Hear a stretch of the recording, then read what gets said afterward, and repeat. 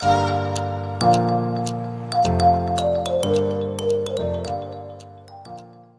so what up guys, May with Droid Tech, back again with another video for you guys. And today I'm going to be bringing to you the Redmi Note 8 Pro. So because I'm a pretty late buyer, I didn't get to buy the bundle which comes with the Black Shark controller, so I actually bought it separately. Okay, so without further ado, let's check out the Redmi Note 8 Pro. Alright guys, so let's put the Black Shark controller to the side. Let's focus on the star of the show, which is the Redmi Note 8 Pro itself. And I got mine in the 128GB variant in blue.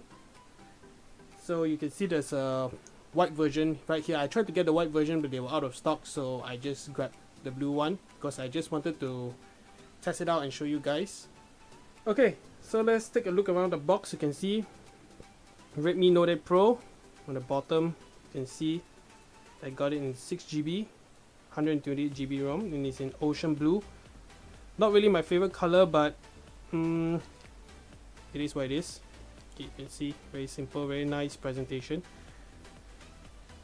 Okay, so let's open the box. So on the top of the box you get this sleeve which contains the case, SIM ejector tool, warranty information, quick start guide. See right here, warranty card and a quick start guide. Not really going to read that, and also a TPU case. Let me get it right here. Regular TPU case, very nice because they have actually pot covers. I'm a big fan of pot covers. If you've seen my previous videos, I love cases with pot covers. I think pot covers are very essential, so big fan of that. You can see, very nice case. Of course, the Xiaomi phones, unlike Honor and Huawei phones, or even Oppo and Realme phones, they don't come with a pre-installed screen protector. So I had to get one, pretty cheap one, when I bought it just now. Okay, so starch back right here. So you can see Redmi Note 8 Pro.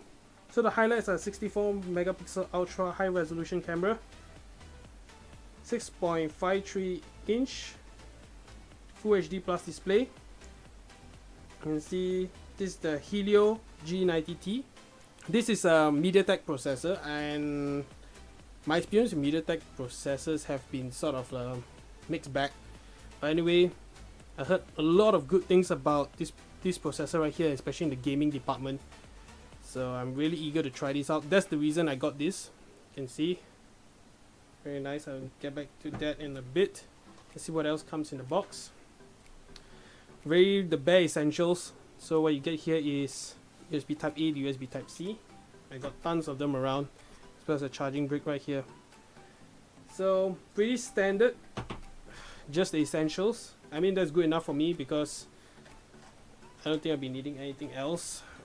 The earphones that comes in these boxes are pretty crap anyway, so might as well not have it.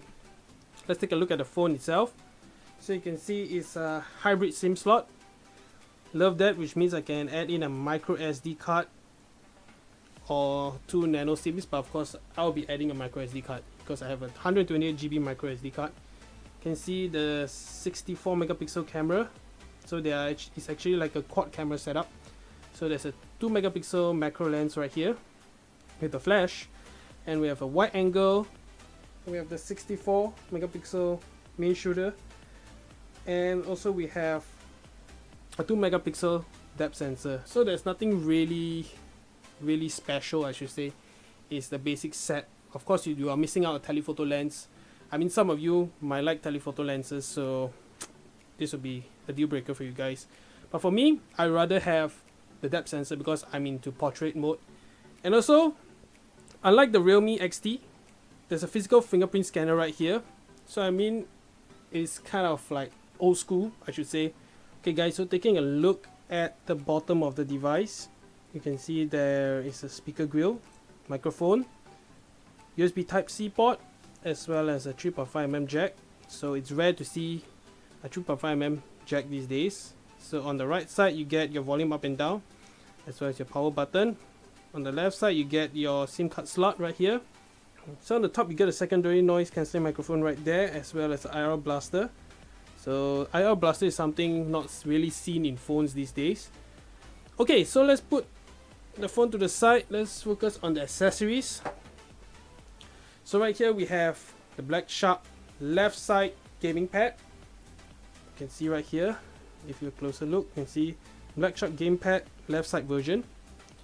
So let's take a look. I've already cracked open the seal, so you get an instruction manual showing you details on how to get started with this gamepad,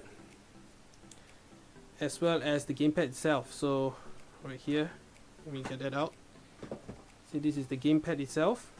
Very nice buttons. You also get a L1 and L2 button as well.